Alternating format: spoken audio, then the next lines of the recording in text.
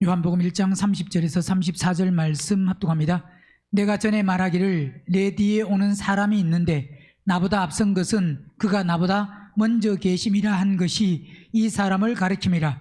나도 그를 알지 못하였으나 내가 와서 물로 침례를 주는 것은 그를 이스라엘에게 나타내려 함이라 하니라. 요한이 또 증가하여 가로되 내가 보매 성령이 비둘기같이 하늘로서 내려와서 그의 위에 머물렀더라. 나도 그를 알지 못하였으나 나를 보내어 물로 침례를 주라 하신 그이가 나에게 말씀하시되 성령이 내려서 누구 위에든지 머무는 것을 보거든 그가 곧 성령으로 침례 주는 이인 줄 알라 하셨기에 내가 보고 그가 하나님의 아들이심을 증거하였노라 하니라. 아멘. 30절 내가 전에 말하기를 내 뒤에 오는 사람이 있는데 나보다 앞섰다. 그가 나보다 먼저 계심이라 한 것이 이 사람이다 라고 한 것은 앞에서 15절에도 똑같이 말씀을 하고 있는 것이 그분이 나보다 앞섰다. 먼저 계신다. 이 사람이다. 자, 여기서 지금 말씀하고 있는 내가 전에 말하기를 내 뒤에 오는 사람이 있는데 내 뒤에 오는 사람, 여기서 우리는 사람을 한번 주목해 봐야 되는데 이 사람은 여기서 말하는 그냥 성경에 기록되어 있는 그 사람, 인간이라는 그 단어가 안드로포스인데 사람, 인간. 여기서는 지금 안드로포스가 아닙니다.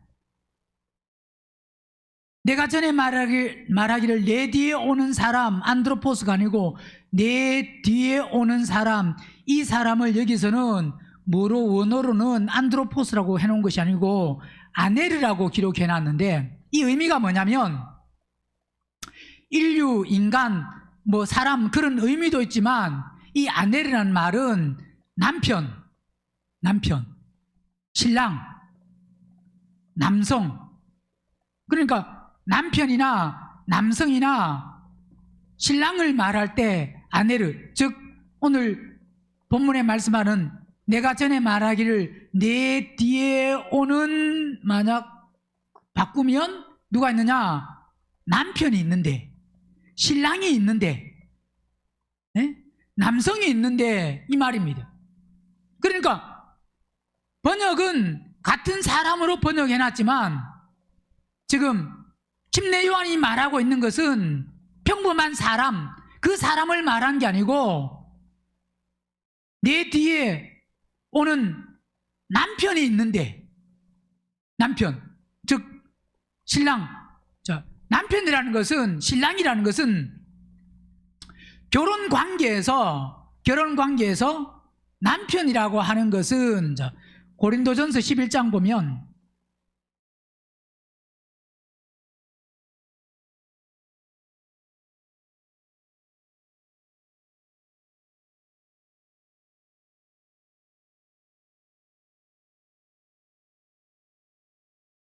(11장)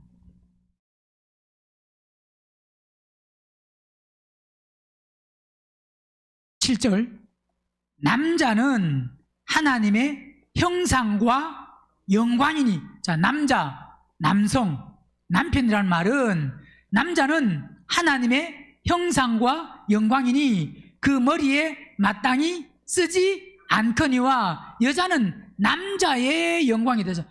남자는 머리에 뭘 쓰면 안 됩니다. 근데 여자는 남자의 영광이다. 그러면서 남자가 여자에게 난 것이 아니요 여자가 남자에게서 났으며 또 남자가 여자를 위하여 지음 받지 아니하고 여자가 남자를 위하여 뭐 했다고요? 자, 여자는 남자를 위하여 지음 받은 겁니다.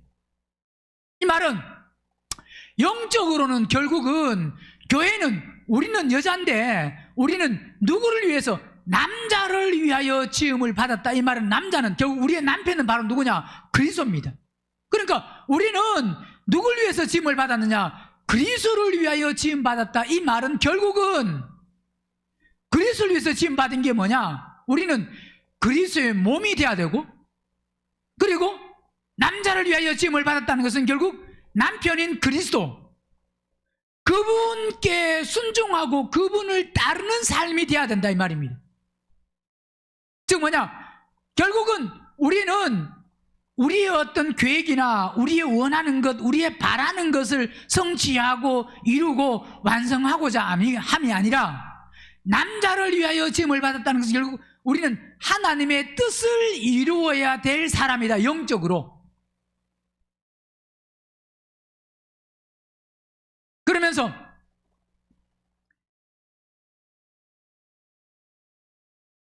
말씀하고 있는 것이 12절에 여자가 남자에게서 난 것 같이 남자도 여자로 말미암아 났으나 모든 것이 결국은 뭐라고요? 하나님께, 하나님. 자, 앞에서 말씀하고 있는 고린도전서 11장 3절에도 그러나 나는 너희가 알기를 원하노니 각 남자의 머리가 누구요? 결국은 그리스도가 머리고, 그 다음에 여자의 머리는 뭐라고요? 여자의 머리는 남자입니다. 그러니까 결국 여자는 자, 여자의 머리는 누구라고요? 여자의 머리는 남자입니다. 그죠? 그러니까 결국은 누구로 말미암아? 우리는 그리스도로 말미암아 살아야 될, 자, 남자의 머리는 그리스도요, 여자의 머리는 남자요. 여자의 머리는 남자다. 그래서 그리스도의 머리는 하나님이다. 그래서 여자의 머리는 남자이기 때문에 4절부터 말하는 게 여자는 뭐 하면 뭘 안 하냐? 쓰면 된다, 안 된다? 여자는 써야 된다, 안 써야 된다? 남자는 쓰면 안 되고 여자는 써야 돼. 지금 이제 여자가 쓰는 것은 결국 뭐냐면, 의미가 뭐냐? 여자는 한마디로 말하면 머리가 없는 사람이다 이 말입니다. 왜? 머리는 누구라고요? 남자다. 그러니까 교회는 뭐가 없어야 되느냐? 머리가 없어야 됩니다. 이 말은 머리가 없어야 돼. 내 머리가 없어야 돼. 교회의 머리는 그리스도이기 때문에 내 머리가 없어야 된다 이 말입니다. 그게 오늘 본문에서 말씀하고 있는, 내가 전에 말하기를 내 뒤에 오는 사람이 있는데 나보다 앞선 것은 그가 나보다 먼저 계심이라. 자, 내 뒤에 오는 사람이 누구라고? 그분이 바로 침례 요한이 말하는 남성, 남편, 신랑. 그러니까 결국 그리스도가 뭐라는 겁니까? 그리스도가 신랑이다 이 말입니다. 그리스도가 남자, 우리는 교회는 여자고 그리스도가 신랑이고 그리스도가 남편이고 남성, 즉 뭐냐? 그리스도가 머리다 이 말이야, 한마디로 말하면. 그러니까 고린도 전서에서 말씀하고 있는 것과 같이 요한복음 1장에서 이미 말씀하는 것이, 침례 요한은 그분이 바로 뭐라고 말하고 있느냐? 그분이 머리다, 신랑이다 이 말, 신랑. 그걸 또 요한복음 뒤에서는 또 말씀을 하는데, 그건 나중에 보고 에베소서 5장 보세요.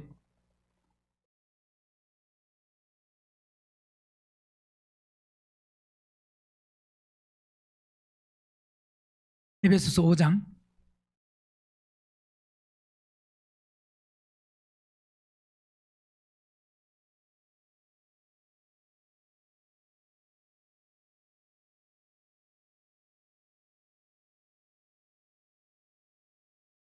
22절.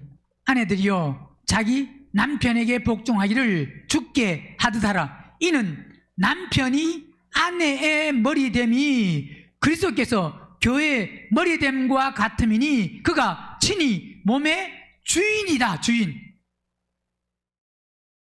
남편은 아내의 머리다. 이 말은 결국 말씀하고자 하는 것은 남편은 아내의 머리다, 이게 끝이 아니고 교회는 그리스도가 머리가 돼야 된다 이 말입니다. 그래서 에베소서의 주제는 뭐라 그랬습니까? 에베소서 주제가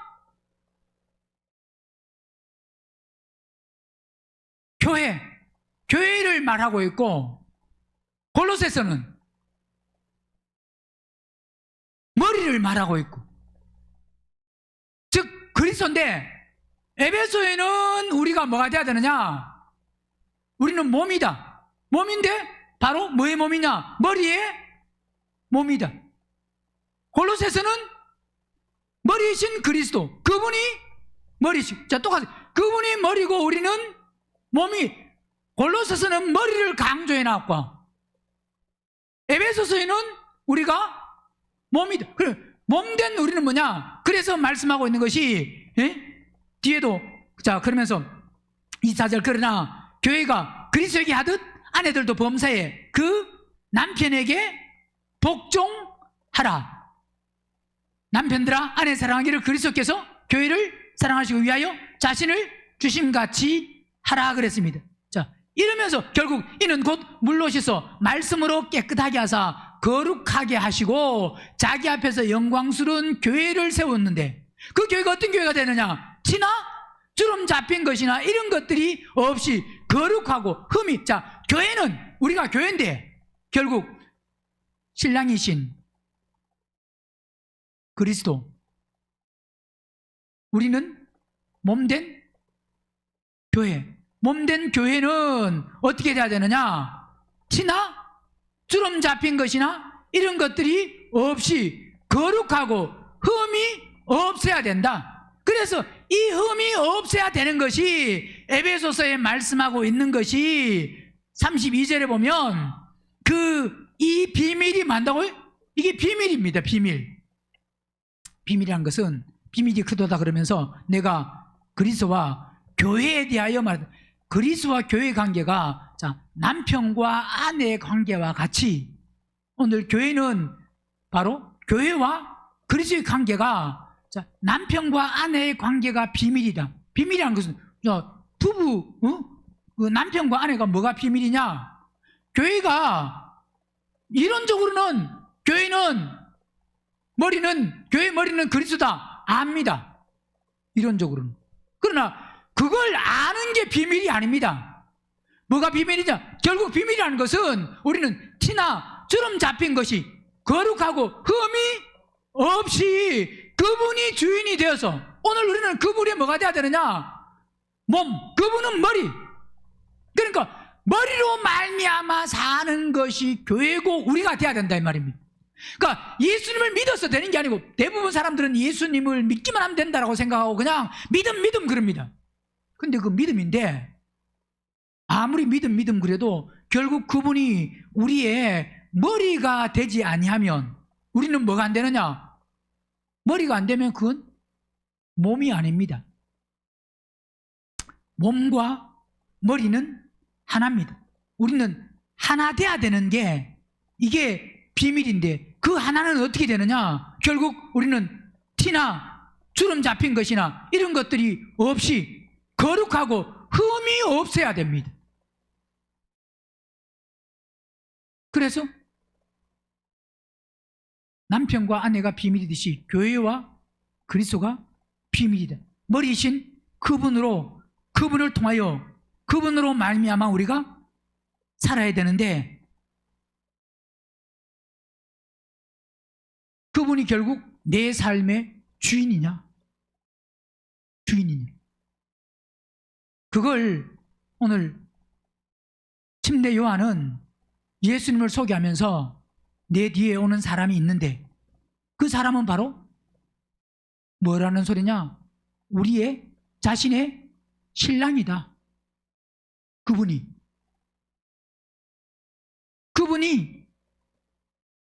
남편이다. 남편은 반드시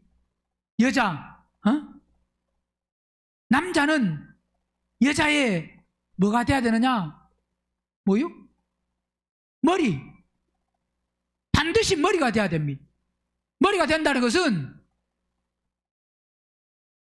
어떻게 머리가 되느냐?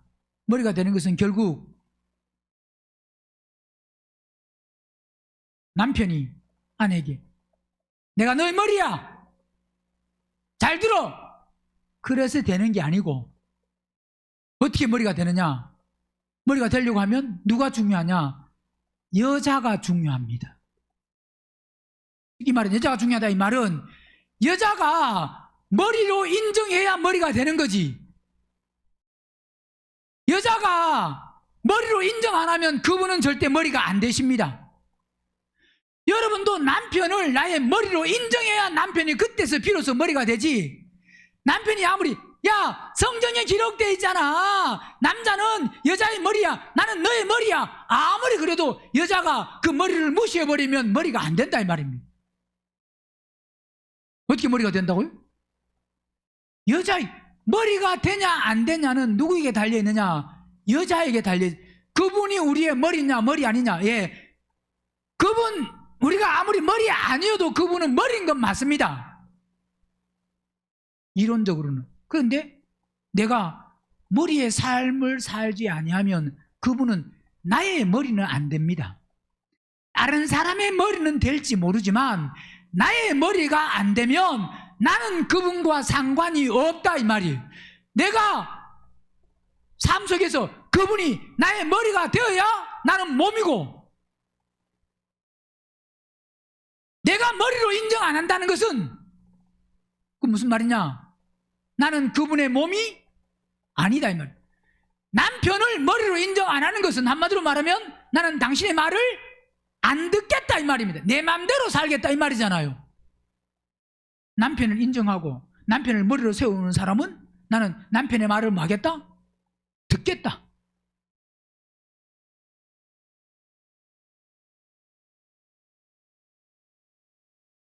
정신 차려요, 정신.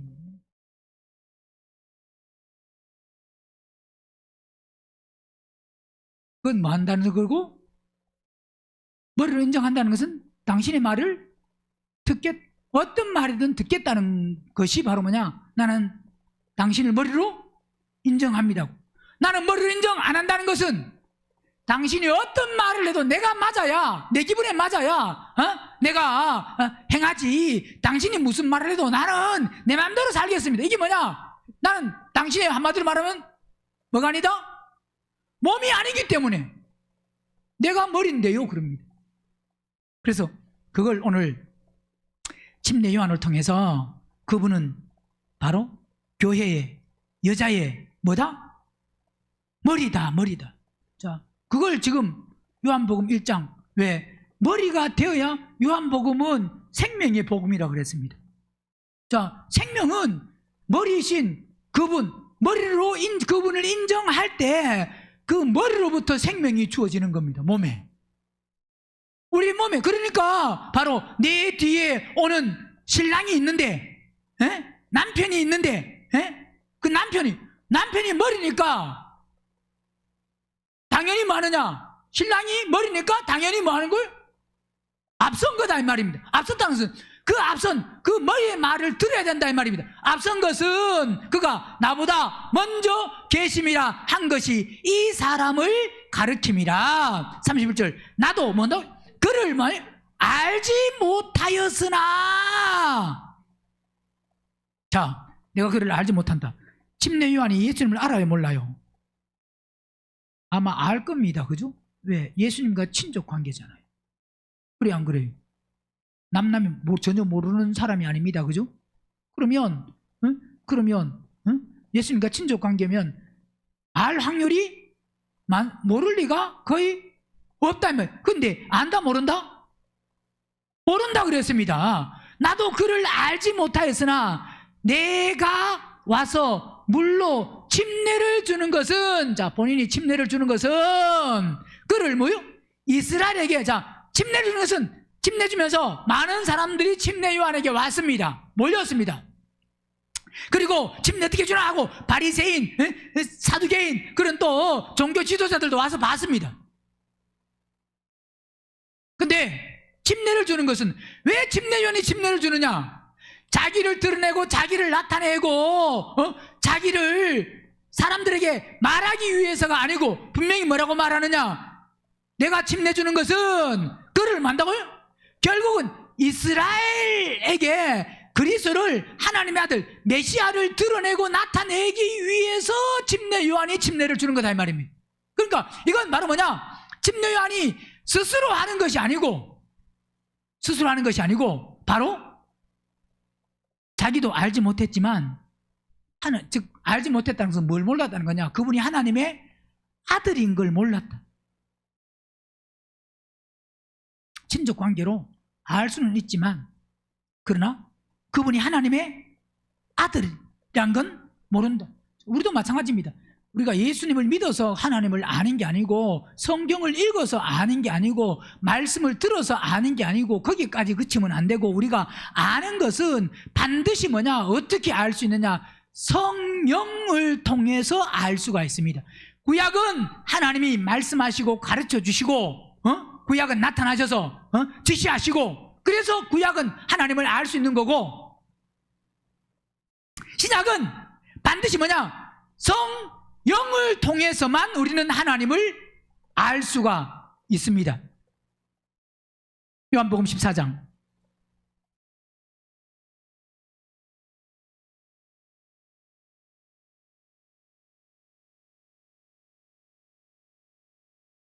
14장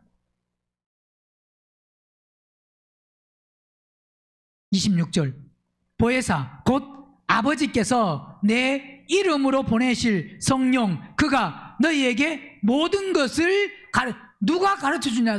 지금 시대는 성령이 가르쳐 주십니다. 목사가 가르쳐 주시는 게 그건 한계가 있고 목사가 가르쳐 주시는 것을 통해서 다 아는 게 아닙니다. 목사가 가르쳐 주는 것은 침례 요한이 가르쳐 주는 것은 그 예수님께로 소개하기 위해서 예수님께로 인도하기 위해서 가르쳐 주고 말하는 것이지 제가 여러분에게 그냥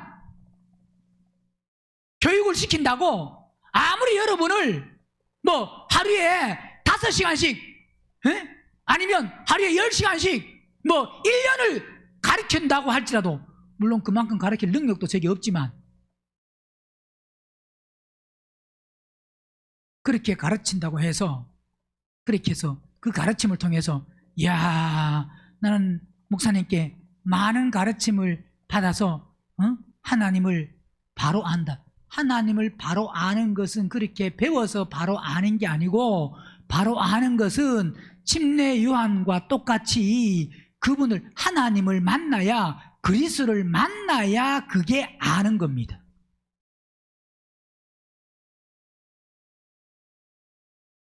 들어서 아는 게 아니고 배워서 아는 게 아니고 내가 그분을 직접 체험하고 경험한 게 그게 아는 겁니다. 그래서 안다고 하는 것은 실제인데 안다고 하는 것은 그게 경험인데 체험한 건데 그 체험과 경험은 배워서가 아니고 반드시 그리스도를 통해서 그래서 그리스도를 통하지 않고는 우리가 아무리 배워도 그게 아는 것은 여전히 지식입니다. 지식은 능력이 없습니다. 왜?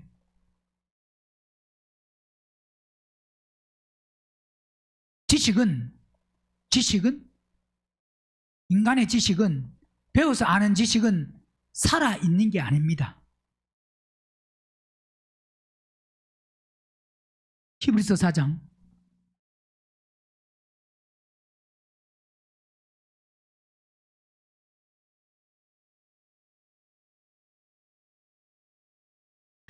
12절 하나님의 말씀은 살았고 자 말씀은 살아있습니다.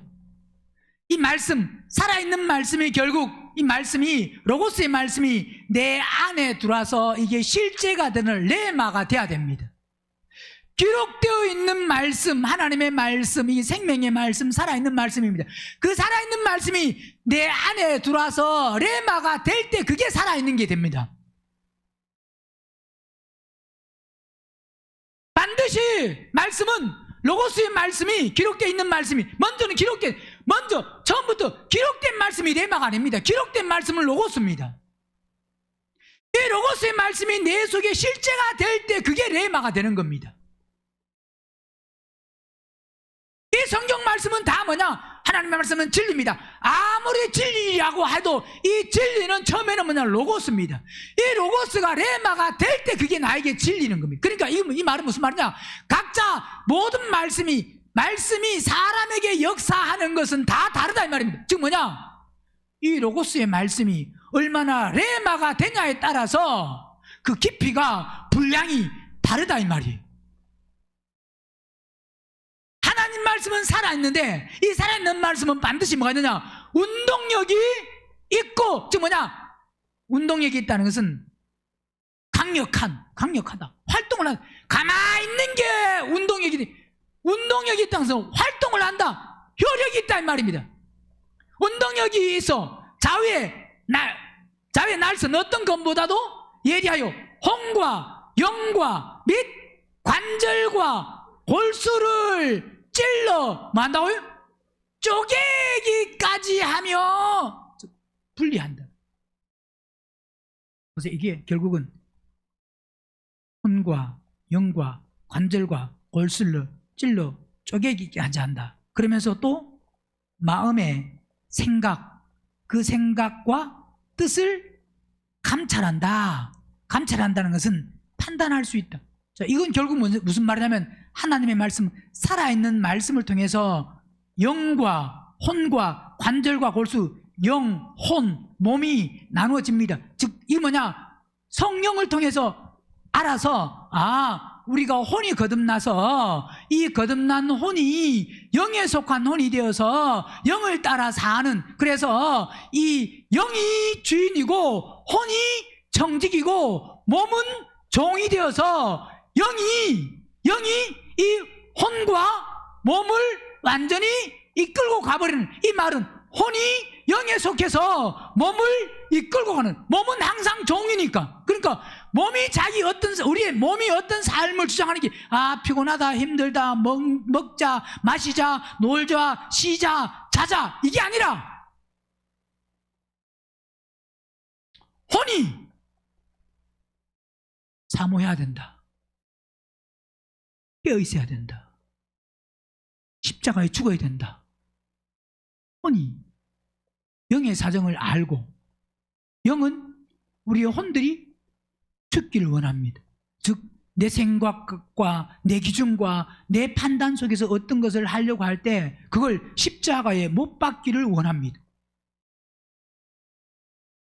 그 혼들이 십자가에 죽어서 영에 속한 혼이 되어서, 그래서 몸을 이끌고 갈 때, 그게 결국 뭐냐면 하나님의 말씀을, 살아있는 말씀을 통해서 영과 혼과 관절과 골수를 찔러 쪼갠다. 나누어서 즉 뭐냐? 우리가 어떤 삶, 그냥 예수님만 믿으면 된다, 열심히 신앙생활을 하면 된다, 이게 아니라 영이 뭘 원하고 혼이 어떤 기능 속에서 어떤 삶을 살아야 되고 몸은 또 어떻게 순종해야 되고, 이게 바로 혼이 거듭나는 걸 알아야만 분별하고 보고 알 수가 있습니다.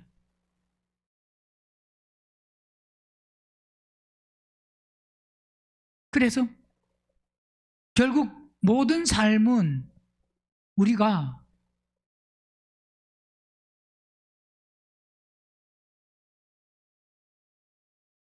선택하는 겁니다. 선택하는 것. 모든 것은 본인들에게 달려 있습니다.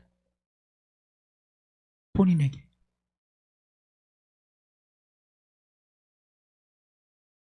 영과 혼과 관절과 골수를 찔러 쪼개기까지 하며 또 마음과 생각과 뜻을 그분은 감찰하는데, 지으신 것이 하나라도 그 앞에 나타나지 않음이 없고, 오직 만물이 우리를 상관하신 자의 눈앞에 벌거벗은 같이 결국 우리가 다 드러나고 다 나타나고 다 보이는, 어떤 사람이 볼 수 있느냐? 결국은 마음이 깨끗한 만큼 뭘로 알 수 있느냐? 성령을 통해서 알 수 있어요. 뭘 통해서 알 수 있다고요? 성령을 통해서. 성령. 사람을 통해서 배우고 듣는 게 아니고 누굴 통해서? 성령이 가르쳐 주셔야 됩니다. 그러니까 우리의 스승은 바로 뭐냐? 신약은 그래서 그분이 오셨다. 우리를 마시기 위해서 가르쳐. 자, 그러니까 요한복음 14장에서 보혜사 성령 그가 모든 것을 만다고요? 모든 겁니다. 모든 것을 다 만다고요? 가르치시고 내가 너에게 말한 것을 그분이 깨닫게. 자, 사람을 통해서 깨닫는 게 아니고 깨닫는 것. 말씀을 뭐 해야 되느냐? 말씀을 뭐 해야 돼요? 듣지만 말씀을 보지만 뭐 해야 되느냐? 말씀을 깨달아야 됩니다. 많이 봤다고 되는 게 아니고 들었다고 되는 게 아니고 뭐 해야 된다고요? 어떻게 깨달아요? 성령을 통해서. 내 지식으로 깨닫는 게, 학식이 많다고 깨닫는 게 아니고 머리가 좋다고 깨닫는 게 아니고, 제 머리하고 준성이 머리하고 누가 머리가 더 좋겠어요? 준성이 머리가 훨씬 낫습니다. 뭐 외우는 데는. 안 그러겠어요? 근데 성경은 누가 더 잘 깨닫겠어요? 예? 준성이가 더 잘 깨닫겠어요? 물론 어떤 부분에는 나보다 더 깨닫는 것도 있을 수는 있습니다. 내가 무조건 다 낫다 이 말은 아닙니다. 그렇지만 100% 다는 아니지만 그래도 깨닫는데 내가 조금 나을 수 있겠죠? 인정을 해요, 안 해요? 못해요?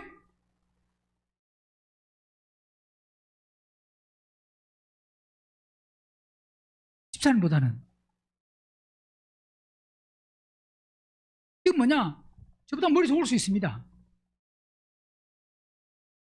머리 좋다고 깨닫는 게 아니고 뭘 통해서 깨닫는다고요? 성령. 그럼 우리가 뭐 해야 되겠어요? 성령을 의지해야 됩니다. 사람을 의지하려고 하지 말고, 목사를 의지하려고 하지 말고, 그냥 목사 의지하는 건 교회 나오는 것만 만족, 교회 나오는 것만 만족, 목사로부터 뭔가 자꾸 영향을 받으려고 하지 말고 성령을 통해서 영향을 받으려고 하세요.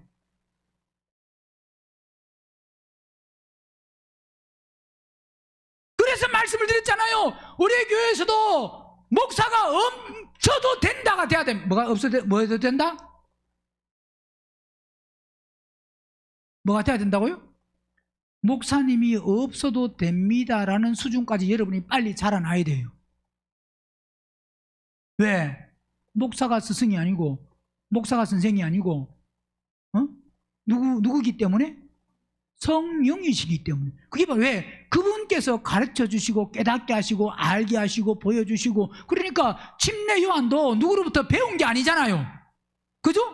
친족이어서 알 수 있지만 하나님의 아들이라는 것을 그 다른 어떤 분위기나 환경이나 어떤 상황이나 돌아가는 그런 걸 통해서 안 게 아닙니다. 그걸 통해서 지금 안다고 요한복음 1장에서 지금 말하는 게 아니잖아요. 지금 나도 그를 알지 못하였으나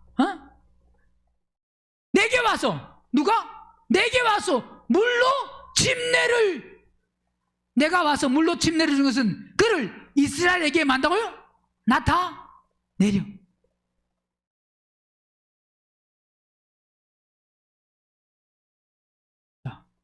침례 요한은 그를 누구에게 나타낸다고요?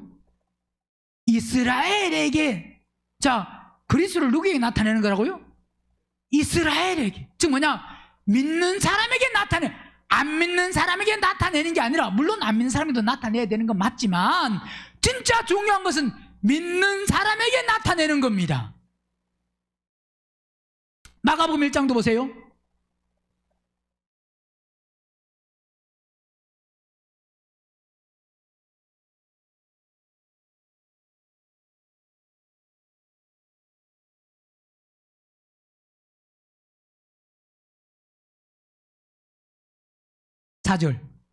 침례 요한이 이르러 광야에서 죄 사함을 받게 하는 회개의 침례를 전파하니 온 유대 지방과 예루살렘 사람이 다 나와 자기 죄를 자복하고 요단 강에서 그에게 만다고요?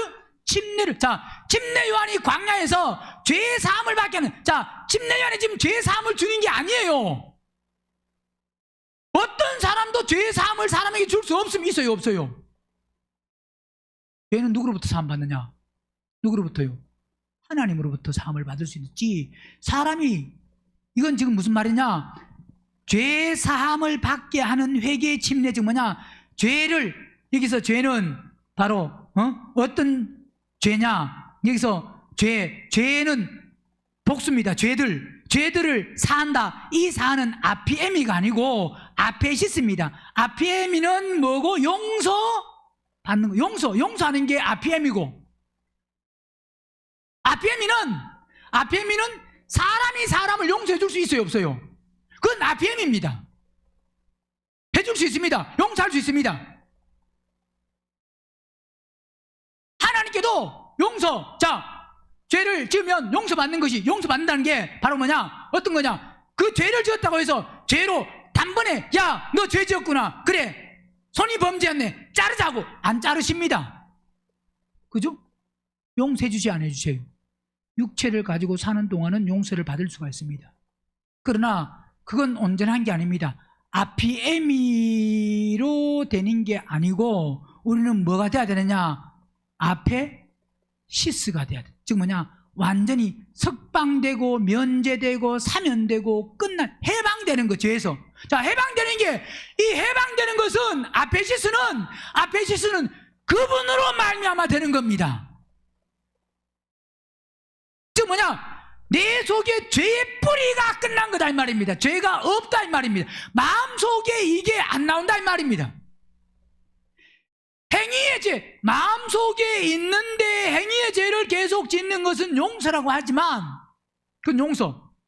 그러나 내 마음속에 있는, 마음이 바뀌고 마음이 변화되고 마음이 새롭게 되어버리면 이건 뭐냐, 이건 완전히 없어진 거예요. 없어졌다는 거예요. 죄가 더 이상 안 나오는 게, 그게 바로 뭐냐, 그게 아페시스다 이 말입니다. 그러니까 침례는 지금 죄삼, 너희 모든 죄들을 완전히 사면 석방, 해방되는 그 삶 안으로 들어가야 된다. 이 말은 결국 뭐냐, 그리스도에게로 가야 된다. 침례 요한이 말하는 것은, 마가복음 1장에서도 말하고 있는 것은 그리스도에게 가야 된다 이 말이에요. 너희 죄들이 다 사함을 받으려고 하면 누구에게 가야 된다? 그리스도에게 가야 된다 이 말입니다. 그래서 회개 침례를 전파하니 온 유대 지방과 예루살렘 사람이 다 나와 자기 죄를 자복하고 요단강에 그에게 침례를 받고, 결국 침례요한은 누구에게 가라는 소리냐, 누구에게 가라고요? 그리스도에게 가서 죄를 완전히 뭐 해야 된다? 끝내라. 즉 뭐냐, 그분이 바로 보다 우리의 머리다 이 말이에요. 그분으로 살아라 이 말이에요. 그래서 이스라엘에게, 누구에게? 이스라엘에게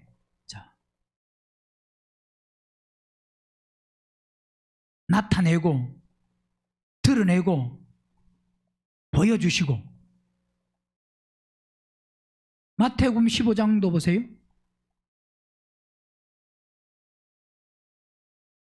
마태복음 15장 24절, 예수께서 대답하여 가라사대, 나는 어디에요? 그분은 왜 오셨다고 말씀하셨느냐? 야, 전 인류를 다 구원하기 위해서 왔다, 그렇게 말씀하지 아니하시고, 예, 물론 그분은 전 인류를 다 구원하기를 원하시지만 나는 이스라엘 집에 만다고 잃어버린 양, 자, 이스라엘 중에서, 이스라엘 유대 그 믿는 사람들 중에서 잃어버렸다. 즉 뭐냐, 잃어버렸다는 것은 그분이 하나님의 아들이신데,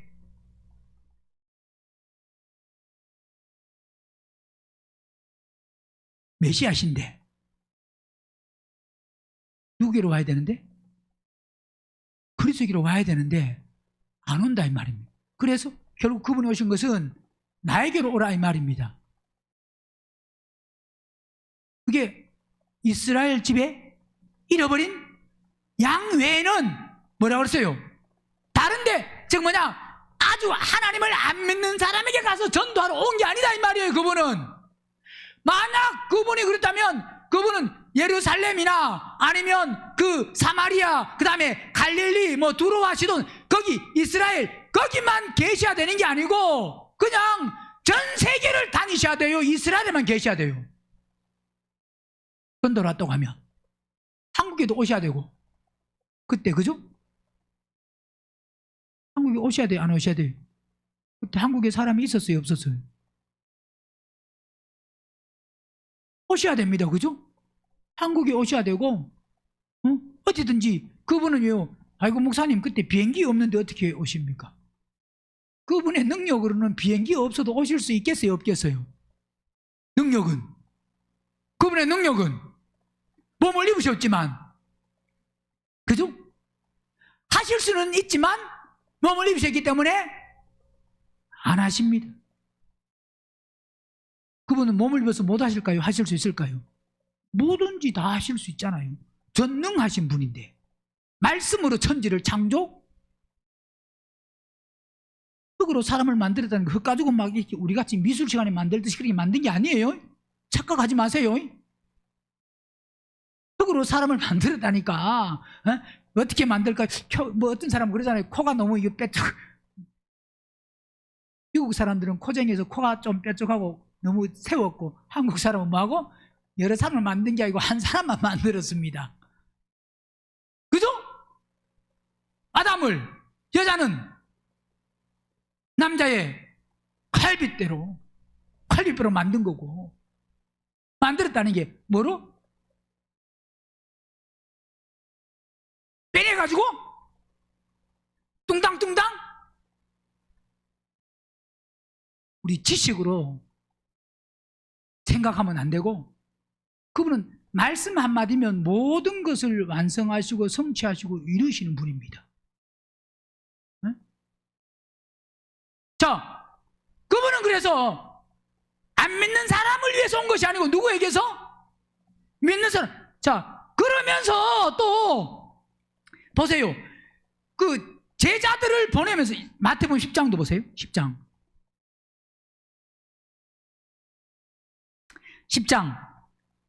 5절, 예수께서 이 12를 내어 보내시며 명하여 가라사대 이방인의 길로도 가지 말고 사마리아인의 고을에도 들어가지 말고, 차라리 뭐 한다고요? 자, 이방인으로 가라 가지 마라. 가지 마라. 사마리아 고을 거기도 가라 가지 마라. 그리로 가지 말고 차라리 이스라엘 집에 뭐지? 잃어버린 양에게로 가라. 그들에게 가서 천국을 뭐 한다고요? 천국이 가까웠다고 전파하라 그랬습니다. 누구에게 전하라는 소리예요? 믿는 사람. 그래서 우리가 믿는 사람에게 가서 전하는 건 극히 정상적인 거. 신천지가 믿는 사람에게만 전하잖아요, 대부분. 그죠? 그건 잘못된 거고, 물론 신천지가 믿는 사람에게 가는 게 잘 됐다는 말은 아닙니다. 이단이. 그건 안 되지. 근데 그거 가서 뭐 물론 그 문제는, 신천지는 무조건 자기 교회에 와야 된다 그러니까. 그러나 복음을 전하러 가는 사람도 뭐 부흥회를 한다든가 하여튼 뭐 집회를 하러 가는 사람도 지금 안 믿는 데 가요, 믿는 데 가요. 믿는 사람을 모아놓고 전하잖아요. 왜? 말씀을 바로 못 깨달은 사람에게 말씀을 바로 깨달아서 바로 믿으라고. 그러니까 물론 안 믿는 사람을 믿게 하는 사람도 있어야 되지만, 진짜 말씀을 바로 깨달았으면 이제 우리는 누구에게 가야 되느냐? 믿는 사람에게 가서 말씀을 바로 전해. 즉 뭐냐? 누가 할 수 있느냐? 보세요. 생명이 없는 사람은 믿는 사람에게 전할 게 뭐가 있느냐? 안 믿는 사람을 전해야지 그럽니다. 그죠? 생명 있는 사람은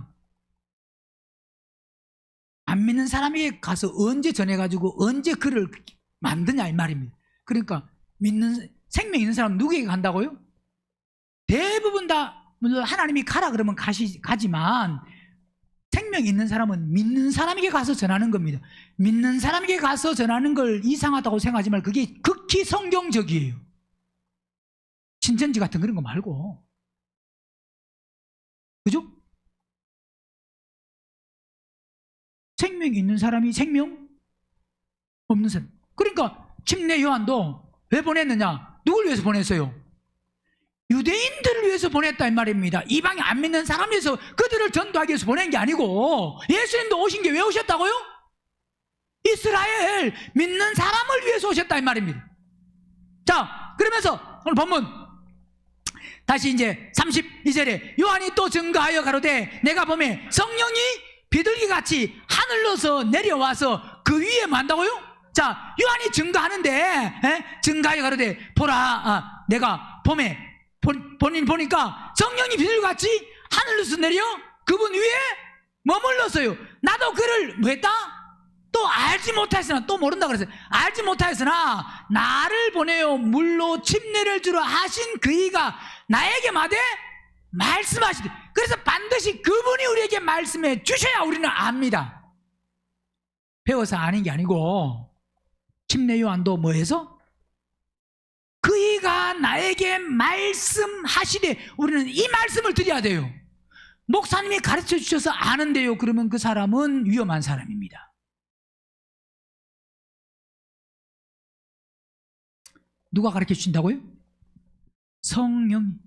그분이 가르쳐 주시고, 그분이 말씀하시고, 그분이 인도하시고, 그분이 깨닫게 하시고, 그분이 알게 하시고, 그래서 오직 바로 우리의 스승은 누구밖에 없다고요?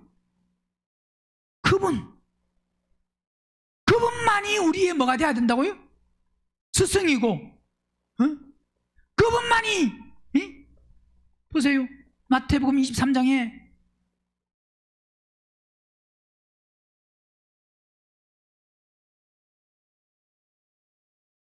8절. 그러나 너희는 뭐라 그랬습니까? 납비야. 납비는 나의 주, 나의 큰 자, 나의 위대한 자. 보세요. 나의 주, 나의 큰 자, 나의 위대한 자, 존경받을, 나의 존경할 사람.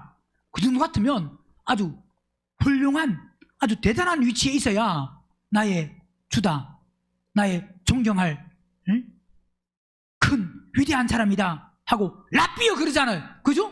랍비가 보통이 아니잖아요. 그래 안 그래요? 위대한 자, 큰 자, 나의 주.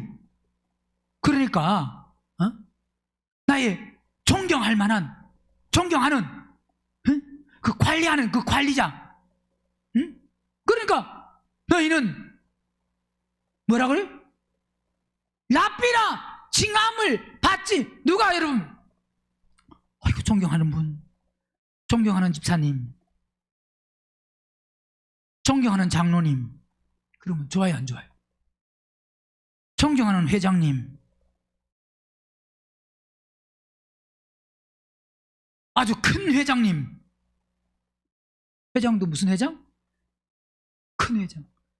회장도 작은 회장이 있고 큰 회장이 있습니다.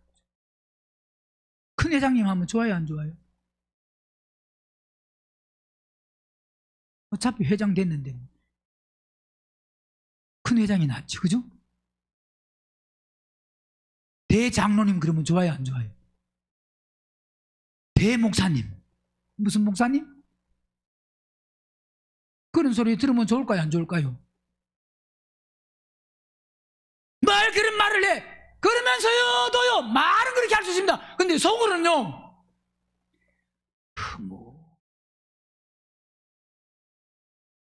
다른 사람들이 말이야, 자꾸 그러지 마라 그러는데 어디 가서 그런 소리 자꾸 합니다. 또 다른 사람이 자꾸 나를 크다고 하지 마라 그러는데 자꾸 저 사람들이 크다 해서 참 내가 참 쑥스럽네. 좀 그래 하지 마라 그래도 자꾸 하네. 은근슬쩍 진짜 하지 마라 그게 아니고 그걸요 자랑하기 위해서 그렇게 빅뱀같이 이렇게 꽈가지고 이렇게 이야기합니다. 꽈배기같이.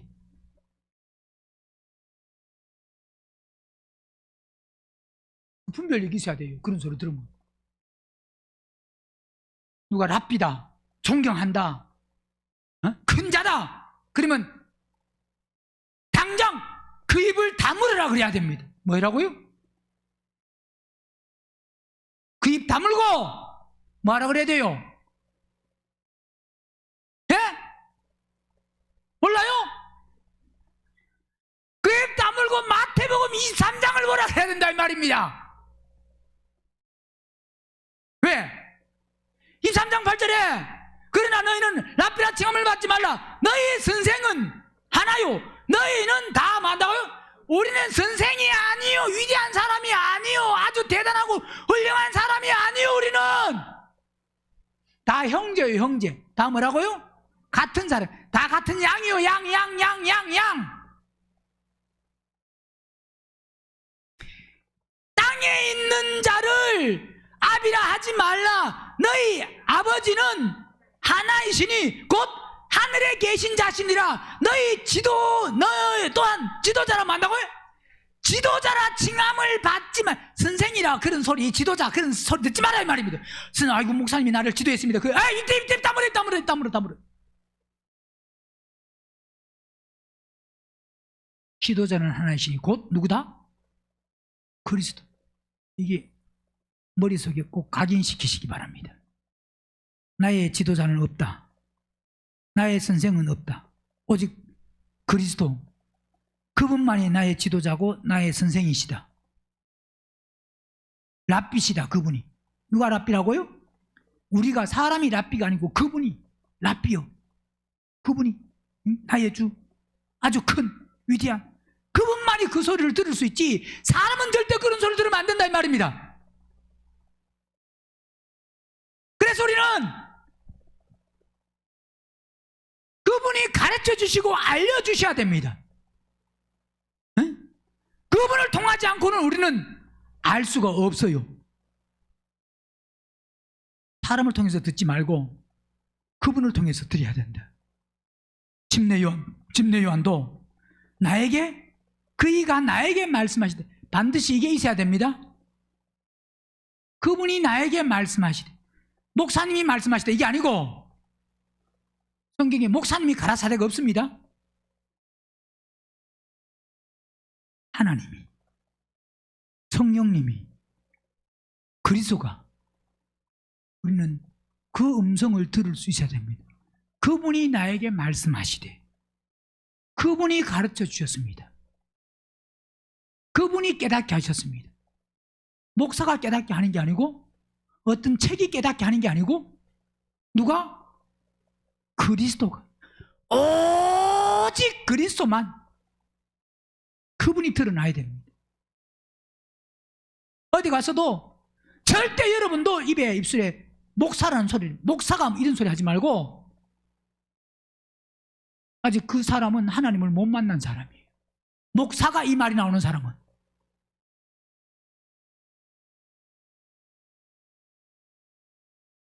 하나님이, 성령님이, 그리스도가, 그 말이 나와야 됩니다.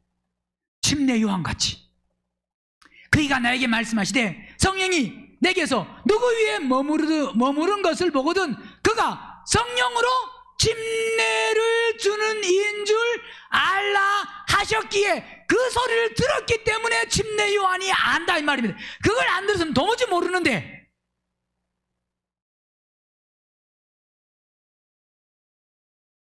내가 보고 그가 하나님이 만다고요? 이렇게 들어서 하나님의 아들인 것을 만다고요? 안다. 자기는 물로 침례주지만 그분은 성령이 내려서 누구 위에 머무르는 것을 보거든 그가 뭐로 침례준다고요? 그분은 성령으로. 우리는 물 침례 받았다고 끝나는 게 아니고 반드시 우리는 성령 침례를 받아야 됩니다. 성령 침례, 성령님이 우리 안에 들어오셔야 돼. 단순히 예수님을 영접할 때 들어오시는 게 아닙니다. 영접할 때 들어오시면 그냥 믿어라 그러면 되고, 제자들에게 성령을 기다리고 성령 받을 때까지 예루살렘을 떠나지 말라 그런 말을 할 필요가 없습니다. 왜? 그들은 하나님을 믿고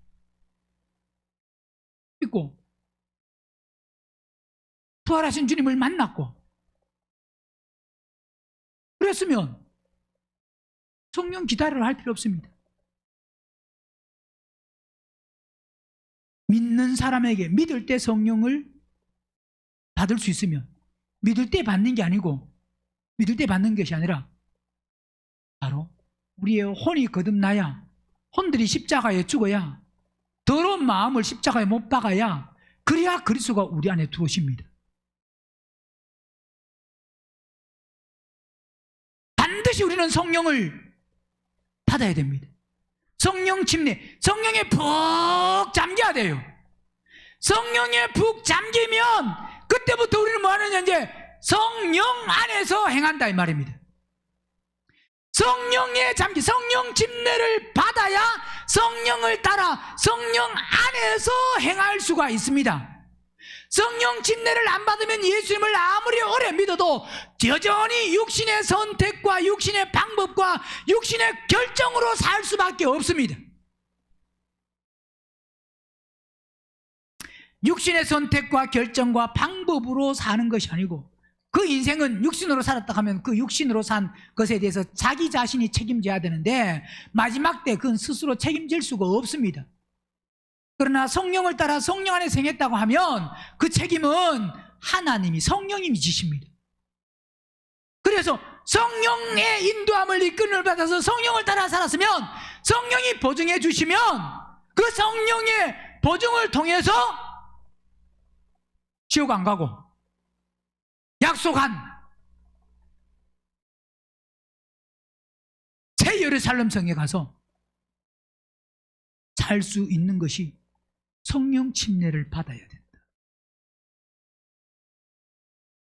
뭘 받으라고요? 성령 침례를 받아야. 성령에 잠겨야 됩니다. 그래야만, 보세요, 하나님이 가르쳐 주셔서, 가르쳐 주시니까 침례 요한이 내가 보고 그가 뭐요? 하나님의 아들이심을 뭐한다? 증거하였노라. 자, 증거, 즉 뭐냐? 마르티스, 즉 순교자. 순교자라는 것은 이 증명하는, 즉 증인입니다. 증인. 누가 증인의 삶을 사느냐? 성령이 증인이시기 때문에 성령을 받아야 증인의 삶을 삽니다. 예수를 믿어서 증인의 삶을 사는 게 아니고 성령을 받아야만 증인의 삶을 살 수 있습니다. 성령 받으면 어떤 환경 속에서도 그분을 부인하지 않습니다. 오늘 침례 요한이 그분을 신랑으로, 남편으로 말씀한 것 같이 오늘 그분은 네에게, 나에게 꼭 신랑이 되시고 남편이 되셔야 됩니다. 그러면 나는 신부로서 중요한 것이 뭐가 중요하냐? 정결한 처녀냐? 세상에 바람 피우고 세상을 사랑하고 세상을 쫓아가고 세상에 물든 삶이냐 아니냐를 점검해야 됩니다. 세상이 들어와 있는 만큼 나는 바람 피운 정결한 처녀가 아니고, 세상을 끄집어내는 만큼 정결한 처녀, 즉 끄집어냈다는 것은 그리스도가 우리 안에 계신다는 것이고 성령이 내 안에 계신다는 것이고, 성령이 내 안에 계시면 그때부터 우리는 뭐냐?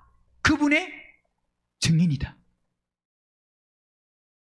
증인의 삶을 살 수 있기를 주의 이름으로 축원합니다.